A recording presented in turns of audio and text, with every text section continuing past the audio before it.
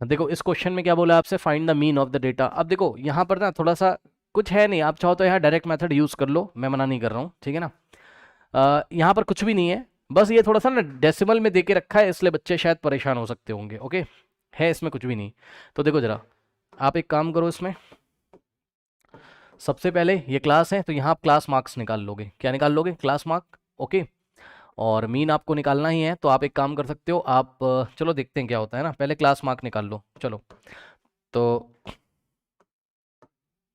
यहाँ आप निकालोगे क्या? Class mark. याद है क्लास मार्क कैसे निकालते हैं?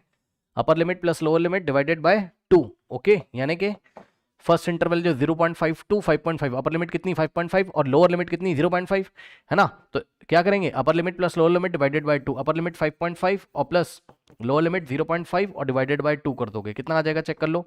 5.5 प्लस 0.5 6 होता है, 6/2 कितना होता है? 3 होता है। तो इस तरीके से फर्स्ट वाले इंटरवल की जो क्लास मार्क है कितनी आ गई आपकी? 3 आ गई, सही है। तो ये आ गया आपका 3। इसके बाद नेक्स्ट वाला कितना आएगा? आप देखो नेक्स्ट वाला निकालने की जरूरत नहीं है, पता है कैसे?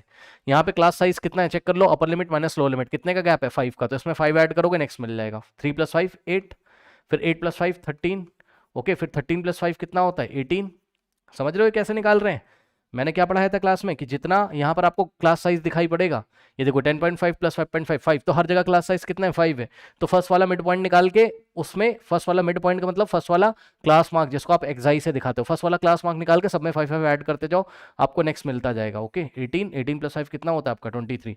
और अगर आपको भरोसा नहीं, आप चेक कर सकते हो, जैसे कि मैं लास्ट वाला आपको चेक करा रहा हूँ, ये वाला upper limit plus lower limit divided by 2 करोगे अगर, यानी कि 25.5 प्लस, हाँ 20.5 बाय 2 करोगे अगर आप, सही है ना, तो कितना मिल जाएगा आपको चेक कर लो। 25 और एक 26 और 20 46, 46/2 23 तो मिलेगा, सही है।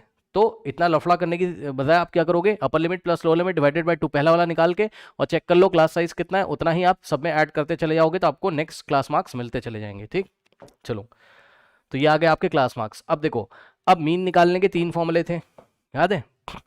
डायरेक्ट मेथड क्या था? X bar equals to summation F I X I divided by summation F I. ठीक, फिर क्या था आपका? Assume mean method. Assume mean method में मीन कैसे निकालते थे? अज्यूम मीन ए और plus summation F I D I divided by summation F I, जहां पर डी आई क्या होता था? डेविएशन होता था। फिर स्टेप डेविएशन में कैसे करते थे? X bar is equals to A और plus summation F I U I divided by summation F I into H. H क्या होता था? मैक्सिमम कॉमन फैक्टर, जो कि हर एक डेविएशन को डिवाइड लगा देता था, याद है? ठीक है, तो ये चीज़ है। तो अब देख लो कौन सा तरीका है ना, डायरेक्ट करना हो डायरेक्ट कर लो, कहो तो डेविएशन निकालना हो डेविएशन। तो पता है मैं क्या करता हूँ, चलो मैं ना इसमें डेविएशन निकाल लेता हूँ, निकाल ही लेता हूँ भाई, क्या ही करना है ना। क्योंकि यहाँ पे देखो ना बड़े बड़े नंबर आ रहे हैं थोड़े से, मैंने आपको बताया था फ्रीक्वेंसी और एक्साई जब आपके बड़े बड़े हो जाएं, बड़े बड़े मल्टीप्लिकेशन होंगे तो ऐड करने में प्रॉब्लम ना हो जाए, इसलिए हम डेविएशन निकाल लेते हैं। चलो यहाँ पर ओके, तो हम क्या करेंगे, क्लास मार्क बना लिया। अब यहाँ हम एक कॉलम बनाएंगे किसका? डेविएशन का। ओके, सो देखते हैं, तो यहाँ पे हमने कॉलम बनाया किसका? डेविएशन का।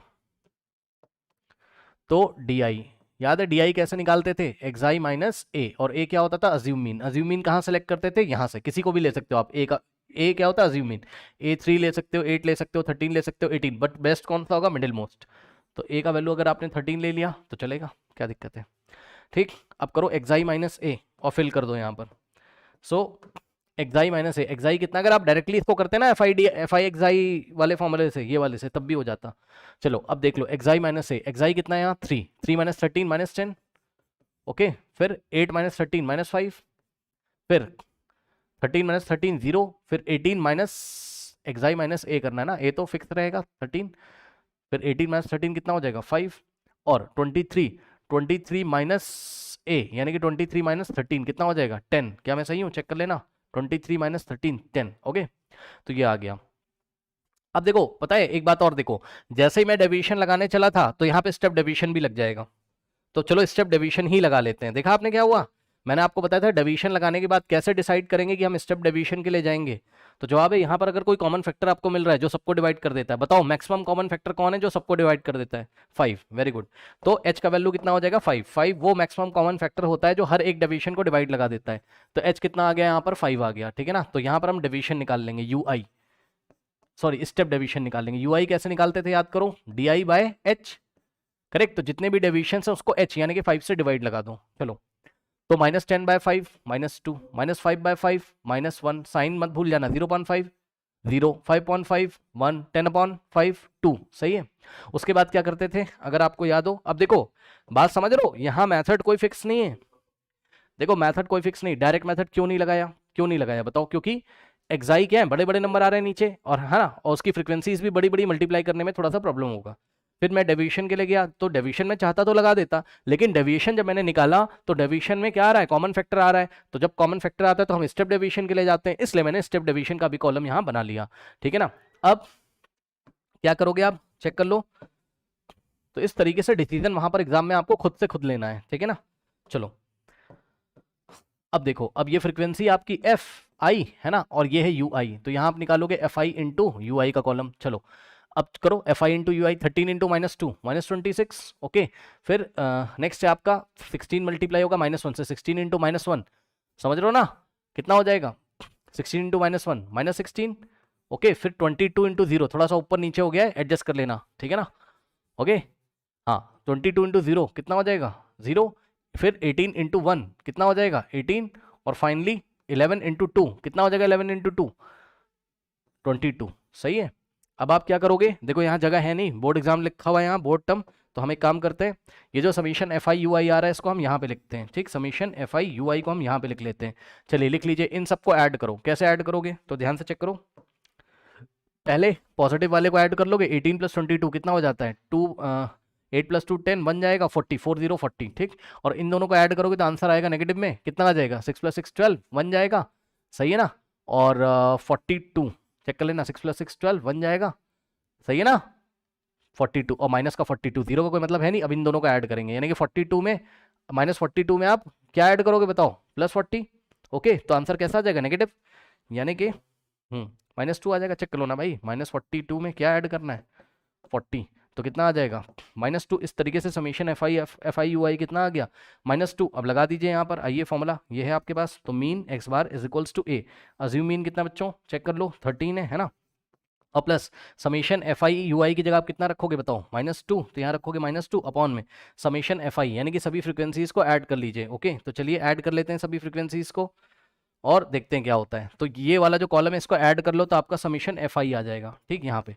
चलो ऐड करो, 6 + 3 कितना होता है, 9, 9 + 2 कितना होता है, 11, 11 + 8 19 + 1 20, 0 2 जाएगा, ठीक है भाई, चेक करो ना, 6 + 3 9 + 2 11 + 8 19 + 1 20, ओके। आप भी ऐड कर लेना एक बार, 0 2 जाएगा, 2 + 1 3 3 + 1 4 4 + 2 6 6 + 1 7 7 + 1 8 8 0 80, चेक कर लेना भाई, ओके। 8 1 9 9 2 11 11 6 17 3 20 2 3 4 5 6 7 8, ठीक है, ओके।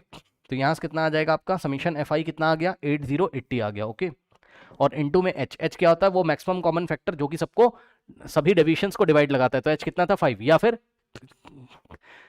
अक्सर ऐसा होता है कि जो एच होता है क्लास साइज के इक्वल आता है, लेकिन ये होता क्लास साइज नहीं है, ये क्या होता है, ये एक्चुअल में क्या होता है, मैक्सिमम कॉमन फैक्टर होता है जो कि हर एक डेविएशन को डिवाइड लगाता है, इत्तेफाक से वो क्लास साइज के इक्वल आ रहा है, ठीक है। तो एच का वैल्यू कितना रखोगे, 5। अब इसको आप सॉल्व करोगे, ठीक है। चलो तो सॉल्व कैसे करोगे, थोड़ा ध्यान देंगे प्लीज, ये 13 तो ऐसे ही रहेगा, ध्यान दीजिएगा जरा, ये वाला प्लस और ये वाला माइनस, प्लस माइनस माइनस, सो -2/8080, ओके। और इनटू में क्या है, 5 है, ठीक। अब ध्यान दो, 5 1 5 और 5 16 80 होता है, 16 5 80 होता है ना, ठीक।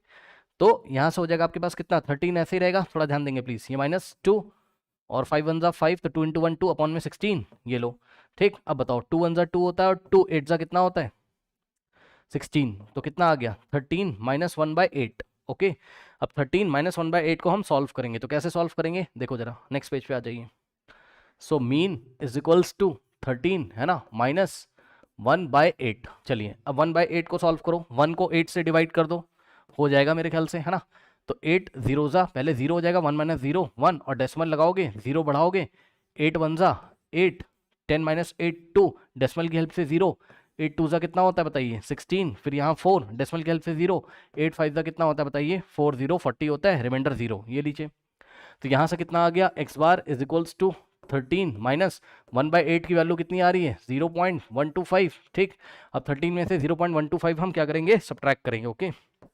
सो 13 का मतलब 13.000 लिख सकते हो उसको, और इसमें से सब्ट्रैक्ट करोगे आप क्या, 0.125, ओके। सब्ट्रैक्ट कर दीजिए, 10 माइनस 5 5, 9 माइनस 2 कितना होता है 7, और यहाँ बचेगा 9 माइनस 1 8, डेसिमल के नीचे डेसिमल, यहाँ बचेगा कितना, चेक कर लो, यहाँ बचेगा कितना, 1 चला गया था तो 12 12, ओके। सो 12.875, तो मीन कितना आ गया आपका 12.875, ओके।